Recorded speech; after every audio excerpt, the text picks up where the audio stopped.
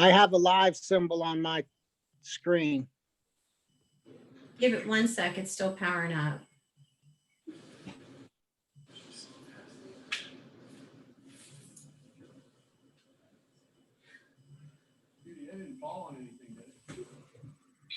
Okay, we are live. All right, thank you. 10 a.m. It's 6 o'clock. Welcome to May committees. Before we get started for the meeting, we do have a housekeeping item. We do need to enter into a recess for our meeting. Keeping in line of the dates, it looks as though those dates would be June 16th and 17th, July 14th and 15th, and August 11th and 12th. Obviously, all subject to change. But if everyone can take a look at the calendars by tomorrow and caucus, make sure that those dates work for you. And if we do need to have additional meetings or make changes, we'll do so as needed. All right, so that being said, it is 6:01. Safety is in session. Okay, we'll call safety order at 6:01.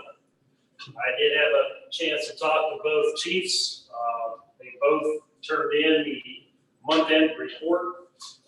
Just out of curiosity's sake, I looked myself to see what kind of calls the police department was getting with everybody in the lockdown.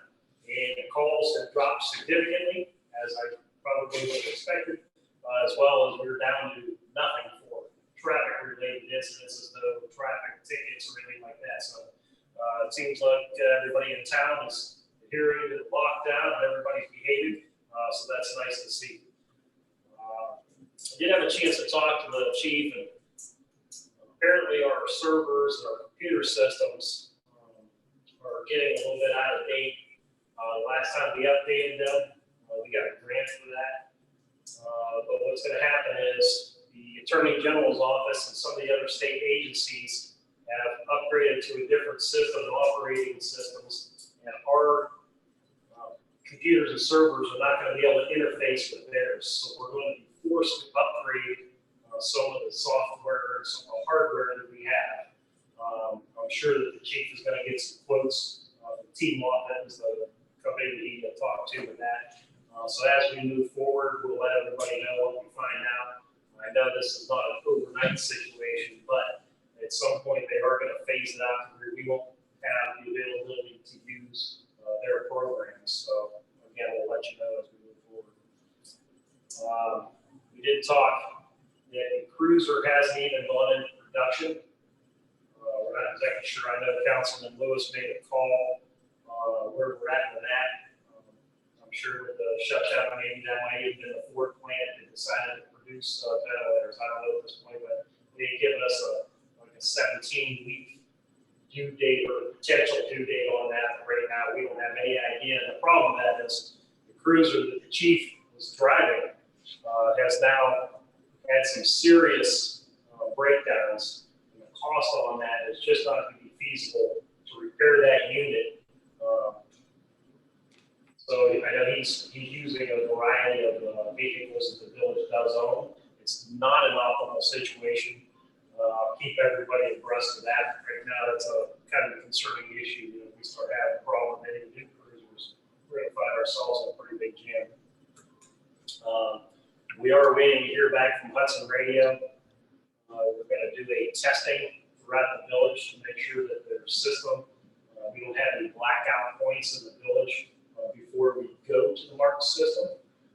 Again, we'll keep you abreast of when we have that meeting and when we come back.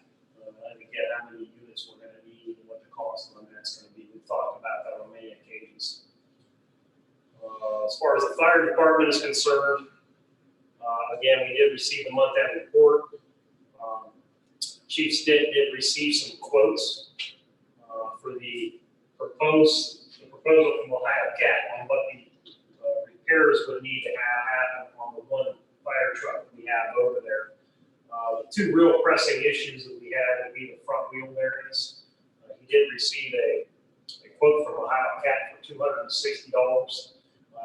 Can't remember off the top of my head what the name of the company that we currently use to do our maintenance, but their quote came in at $300. I would imagine if and when we get to that, we'll probably accept $260. Ohio Cat's a reputable company. huge expense, but I know Great House spending is at a minimum.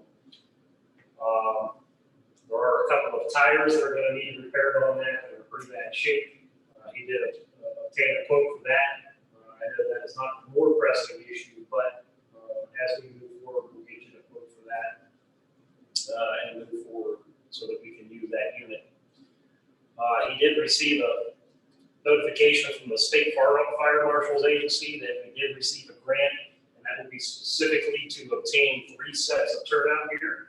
Always nice when we can get a grant. Chief Stitt's doing a fantastic job in that department. I know the amount of money he's brought in since he took over is pretty incredible, really. The last thing that I had, we did receive a proposal on a salary ordinance to include drivers for the ambulance that are firefighters, specifically related to the COVID situation that we have. We all know that if this should escalate at some point after we open back up, and there be a big call for ambulance runs, what this does is allow the firefighters that we already have that have been through the training course on the ambulance and are already currently under our insurance system, and allow them to be able to operate the ambulance as long as there's a medic in the back. I know right now, it's usually an EMT and a medic, or 2 EMTs. There's situations that arise that allow us to transport certain patients. This would give us the ability to run more calls if we need to with the staff that we already have. We did talk it over to make sure that they were all qualified to use that ambulance, drive that ambulance. But that was a rate of $9.20 an hour, which falls in line with what the current ordinance is. Just change who was able to operate the ambulance in that situation just for COVID-related calls. Is that something that everybody on council feels comfortable with moving forward? I know obviously we're in the middle of the situation, so it's something we probably want to move forward with very quickly, so everybody got that. So is everybody comfortable? Yeah, and it's, you said you realize that, and also, we have 2 ambulances. We are blessed to have 2 ambulances. And people realize a lot of times you get those back-to-back calls, and having the staff to do that second ambulance sometimes can be a challenge, but they do that, you have 2, and with the COVID shifting goes on, it's we're gonna have the hands full. They have the right, it's all set up if they have a COVID call. So the people and the equipment become very vital, and you want to get it used, you need to get it back. You have a time you think that you have a backup ambulance, the firefighter driver qualified, they can get that call, and it gives us better blanket protection and great activity. Right. Good with Let's that. say we move on it tomorrow, makes sense. Just This has nothing to do, I feel comfortable with it, but is there been a housing call that Chief said is reported? Just curious. not necessarily, but he has stated that, at least in one case, we had I know it's all sensitive information, but if this isn't divulging too much, that we did have a particular resident that has now been on 2 runs for the virus. So are we getting a situation where people can contract it again? She never got rid of it, or he, or whoever the case was. But one of the things that I brought up with the chief is whether or not he knew how many people in town have acquired the virus and what kind of call run we're getting in the area. Now, the interesting part of what's going on is even though the Board of Health, Trumbull County Board of Health has the numbers, the only time the chiefs know is when they get a call on the emergency side of things. And it'll come up and say, this could be a patient related to COVID that comes through 911. I called the Board of Health today, and they close their offices early. I didn't realize they closed their offices early. And I'm gonna call down there tomorrow and see if they'll at least release the number. We don't need to know who they are, but the number of cases. So as we move forward, the mayor can make good decisions based upon how many cases we have in the village. It's a small village, and I think we're particularly at risk that it's so active in this community. It's so small that, if we start to see an increase in cases, it can balloon really fast. So I'm just out of curiosity, I'll call the Board of Health and see what kind of situation we're in here in Resolve compared to the rest of the surrounding communities. But that's where we're at with that. Basically, what I asked, Right. So I think, again, we're all on board with bringing that legislation forward tomorrow, so we'll amend the agenda to do that. If anybody has no further questions, Have you been, has Houston been talking with you about, or how are they feeling with the amount of PPE that they have to respond to these calls? yeah, any call that, or any time I talk to Chief Stitt, I think he feels pretty comfortable. I know the one ambulance specifically is equipped to handle, COVID virus, they got special plastic, they just rip it out, put it in plastic, clean it out. And, they have a special solution for that. And I know we got a bunch of full face masks donated to us, Dysol. We also have a bunch of the other masks, and so yeah, I think from that standpoint, I think he's comfortable. But as we move forward, if for some reason we have a gigantic number of calls, we will have to visit, what kind of situation they're operating under. But for now, anyway, he didn't see the voice of concerns. As well as their police officers. Yeah, Bill, Chief Willie, again, he was the one that really had a really big conversation with about Board of Health and the numbers that came out. He hasn't had any situations where they also too have full face shields. And again, with the 911, they get a call and then they receive information whether it's COVID related. So at least they know ahead of time going in. But again, how many cases are slipping through the cracks? Sure. We don't know. What's the Board of Health relaying to the 911 center is what comes down to.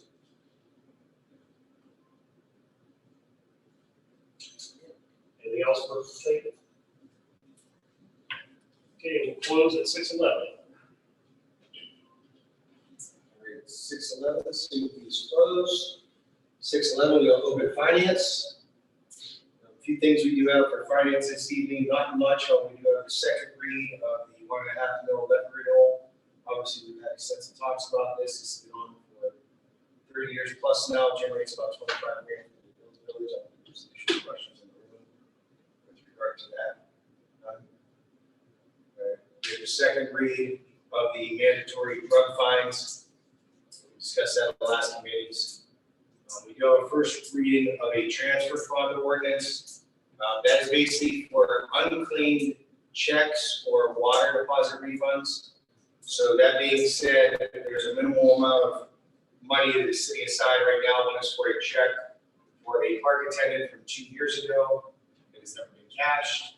That individual has been contacted. They basically stated, look, those can have the money from what I understand.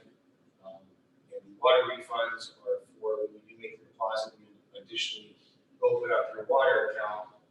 Are unclaimed refunds from either residents who have moved out of the area or have since deceased. So that's what that ordinance is. And then we do have the emergency read of the budget. Reason being, as you had mentioned earlier, Mr. Fisher, was there's some grant money that Chief Stitt was able to obtain. One of it was $9,165 for fire equipment, which is for the turnout gear. Another check was for $28,000 plus for the ambulance for that heart monitor that we discussed earlier in the year, even the last year, which that's great. Good job, Chief. And the last is for a $563 stimulus check from the COVID stimulus that went out in April. So we're going to do that as an emergency. Reason being is some of that grant money needs to be spent by the end of June. So unless there's an objection to losing that money. Well, I guess to go into a little bit more detailed process of that is we have to notify the county before we accept the money. We also have to notify the county before we spend the money. So we have a very short amount of time to use that money. So that's why it's being passed as an emergency. We don't spend the money, we lose it. So not that we like doing things as an emergency, but some things are an emergency. Well, as far as that's concerned, I mean, everything's different now. We're not meeting on the regular basis that we would have been meeting that. And in a lot of circumstances, we can't get together. We're trying not to get together because we have some at-risk members of the council. So, I mean, if we have to pass something on an emergency in these circumstances. My opinion, Mr. Mayor, passing things as an emergency now is no problem. We gotta get the work done in the meeting, so when we have the time, we gotta pass them. additional for finance line? I won't make mention of it, unless, Real quick, the other thing I have for finance is, I did meet with fiscal officer for a couple hours, last Friday. Obviously, you know, we were concerned before about the closure of Morristown, our tax revenue being down. We don't have a lot of ways to generate revenue. And we have a, $4 million budget. That being said, the projections are, coming forward, what we're gonna take in for the rest of the year, possibly going into next year. And I would say this is a possibility, I don't want anybody to freak out or anything like that. We're talking about possibly losing 30% of what we take in for the year, and that is strictly, would be general fund money, basically. So, 30%, obviously to do a lot of damage to us. We're gonna do what we can with the grants, but also, in a lot of instances, to get a grant, you've got to spend money. So, looking forward, all the department heads, we're gonna be looking for some or any way to possibly cut what we're gonna spend in the forthcoming months and possibly a year. Not that we want to cut anything, but we gotta look ways to save money and get back on track. And until we get back on track, we've got to be extremely frugal with what we do. Just want to give everybody a heads up.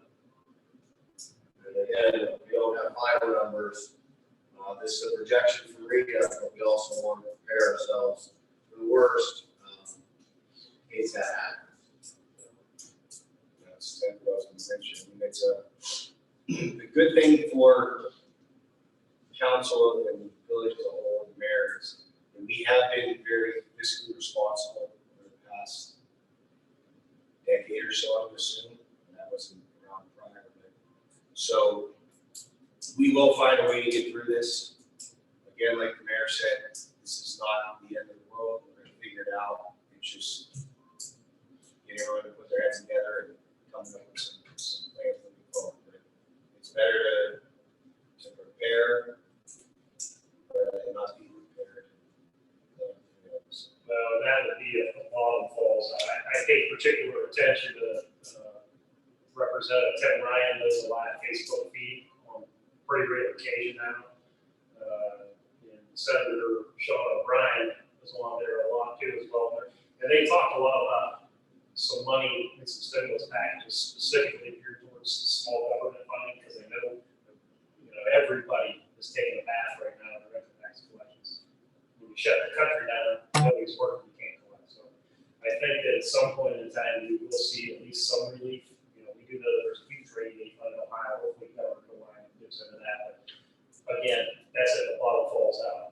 30%, that's a huge hit. It won't bankrupt us, but that's a huge hit. And, we're going to be moving forward from there. So, Prepare the dogs. So, anything additional? Well, people are talking about it as, years past, we had local government spending. For us, it's around $50,000 a year that we would get. And that would go to grants. We use that money very, we squeezed everything we got. All of us, communities did. People lost $200,000 in local government spending. That money was all transferred into the rainy day fund. And we've never received any money from the rainy day fund for us here in the village. So when you use that much money and it goes to Columbus and then they select what they're going to do, where it goes, it didn't come back to here. That hole still exists for us. And now trying to make up. In addition to that, we could use some of that rainy day fund and they need to get it back to us because now you're just looking at people trying to maintain their normal budgets and they get all the holes in because people aren't working and that's the money that's coming in isn't there. So rainy day is rainy, but for us to lose that amount was, it's a tough nut to go through year after year.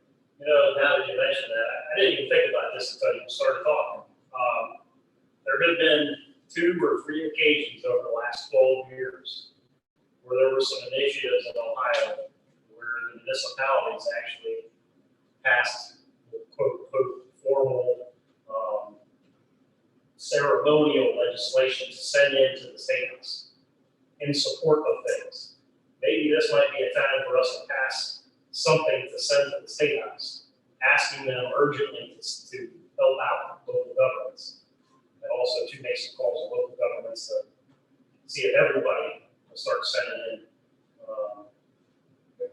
legislation to the State House to make sure that they include us in some of this, economic stimulus. Because really, it's great that they're sending out residents some money, but at the end of the day, if we can't operate our street departments and our water departments, and we can't operate our villages, I mean, we're going to do it all. Everybody's going to be in fiscal emergency this year. Well, and here's the one thing that I caution on to your point. The services that we provide to residents are not being impacted right now. We are operating in the black. However, being prepared and being ready for what potentially can occur. In fact, what quite frankly we know is going to occur, loss of revenue, is the only fiscally prudent thing that we should be focused on. Like to your point, we can't, in budgeting for 2020, the budget has been set. We already have it ready, but as we look forward into 2021, that's where, as we learn more of the impact financially to our village, as we learn more of the numbers, that's where we look at, okay, where can we get the most bang for our buck, where do we do things best for the residents, where do we keep the village operating to the best of our ability in providing more services. So we just got to keep that in mind, just keep our eyes on it, but just so everyone's aware. I think the fourth quarter is going to be, kind of the tell all where we're going to trend and where we're going. As of right now, we really haven't seen a major downtick in revenue. So, I'm guessing if it's going to happen, it's going to happen a little bit this coming quarter, fourth quarter. So we'll see what happens. Maybe we won't be as hard as we think. Fingers are crossed, but like I said, we've all got to prepare for the worst. Hopefully it never happens. Move on from there. So, anything further for finance? Seeing nothing else, it is 6:23 on my watch. Finance is closed. We will go to the Parks and Buildings Chair at 6:23. Mr. Hartman. Thank you. Sean and I are here tonight from Parks and Buildings Committee. That is on. So what we're looking at, oh, Chris on Zoom? Yeah, he's on. Okay, sir, yes. We have Cliff Range folks here. It's your turn. So we have a full committee here tonight. Thank you. Some of the things we're looking at, it's already been announced that the Memorial Day service has been canceled. One thing I will say about that, there will be, wreath and there'll be, flowers will be down there if people want to stop down, pay their respects and, keep themselves, distances and stuff throughout the weekend or whatever. That's individuals, people can, walk by that, I guess, and do that, or do it at home, but that has been canceled for the Memorial Day services. The other item we're looking at is the Relay for Life. Relay for Life, from my understanding, is the festivities that's going to go on here have been canceled. They will still be collecting money for the Relay for Life when Liberty McDonald. The swarms over at the city building, I think, they're still doing the donations, but Tom has notified them, and the actual festivities here have been canceled for the Relay for Life. Talking with the mayor, music in the park right now is on hold. The first concert will be scheduled around July 9th. So we're going to wait this month and the next month and see where that goes.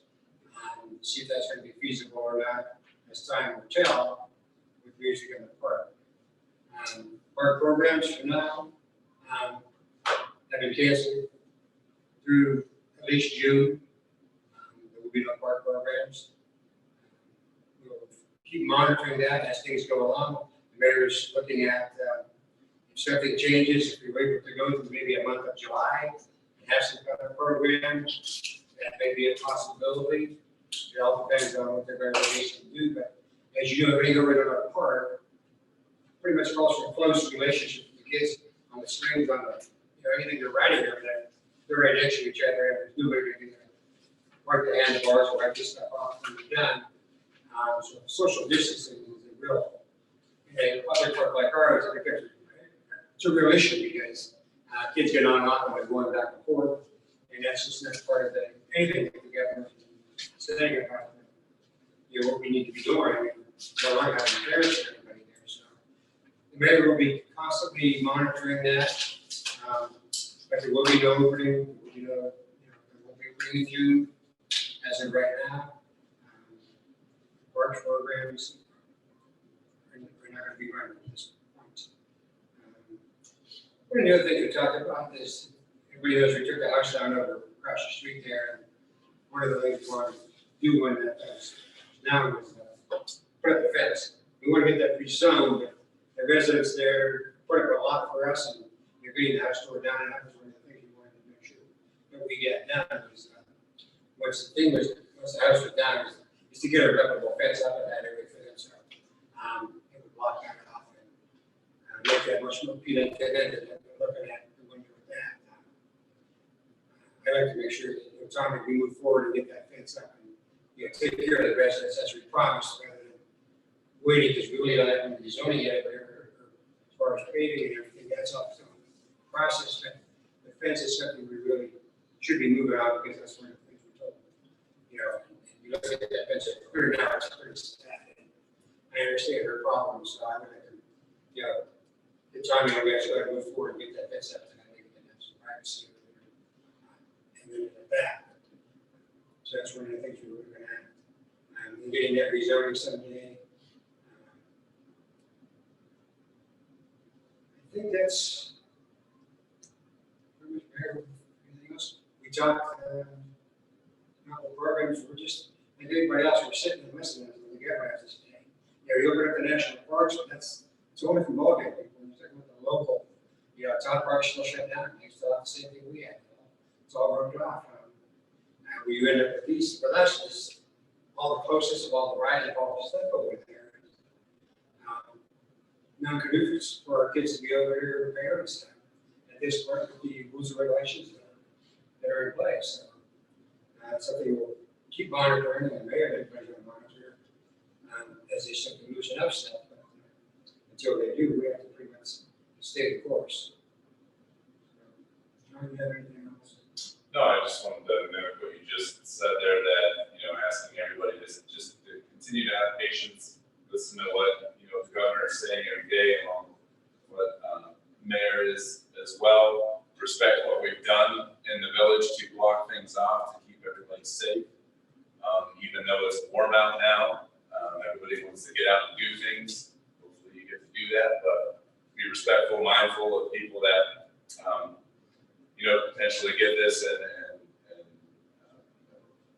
really affect their life, if not end their life. So, that's the last thing we want our police force doing, is going around and patrolling gatherings and messing around in the park, or just doing things out of what we're asking you not to do. So, I think obviously things have been going well. I hope they continue to go well. And that's it. Yeah, exactly. That's what we're saying. We really are just like passing stuff that we really can't really enforce. What we have in places for space and everything. When we put something into effect, we're not sure it can be enforced. It's fair to everybody. And it falls in line with what's going on. Our priority is to protect our residents and make sure they're safe, but also that our employees are all safe too. So, when you see people gathering, now they're walking out in groups again. People just have to figure out what they're going to do. They're going to move around. When I walk, people move from the sidewalk to the streets. And so, it's nice that people have already been respectful to me. One of us will move to the street, give us a distance and pass by. So that's going to need to continue, because school's going to be officially out, and people are going to want to be outside. You're going to have to make a decision. The kids are home, but There's nothing down there for them to do down there. At this point, it can't be down there right now. And if we see them going down there for the groups again, then you're gonna be, it's just a danger for everybody that's, we don't really need this one. And I would just like to, I guess, kind of reiterate that everyone up here wants to see parks open. I've got kids that want to go to the park playing baseball, and I know Sean does, Rich has grandkids, Ray has kids, Brian has kids, Kyle's got a bunch of people that he thinks are his kids. So, you know, we want to go to the parks as quickly as possible, but we also want to be safe about it, so everybody's, you know, just safe, and hopefully this is all over soon and won't be so nervous, worried, or anything like that. Believe me, everybody up here wants to see the parks open as quickly as possible, and hopefully without any restrictions, and the kids can play together, and we can all put this behind us. Yeah, I agree totally. It's none of us are happy about what's going on over there. We love this year basically. This is not easy on any of us up here. We follow the guidelines, that's what we have to do with this one. The only other thing out, Mayor, I want to thank everybody, we got the scholarships out. We named the scholarships to the high school. Mayor, do you want to comment on that, who they were, or what? John, that's tomorrow. You'll announce them tomorrow. But I just want to thank everybody for making the changes to the names we've given those in. And, we lock in the money that's in there now, and the mayor will announce tomorrow. It's something we do out of our heart, it comes out of our pay. And it's something that traditionally we've done, and I certainly thank everybody for continuing that tradition of offering 2 scholarships for kids in the school. So, other than that, anybody else have anything? We'll close at 6:32. 6:32. Motion closed. 6:32, open service, Mr. Schmidt. Thank you. It's 6:32. Seeing nothing with service, I'm going to motion to enter into executive session with the service committee, the mayor, Solicitor Ross, Mr. Dimitrovich, Mr. Harvey, Mr. Dezee, and Mr. Joyce, to discuss imminent litigation with no business to follow. Roll. Mr. Lewis. Aye. Mr. Harvey. Aye. Mr. Fisher. Aye. Mr. Joyce. Aye. Mr. Dezee. It's just the service committee, so, All right. Okay. so district committee members. Thank you. So it's 6:32.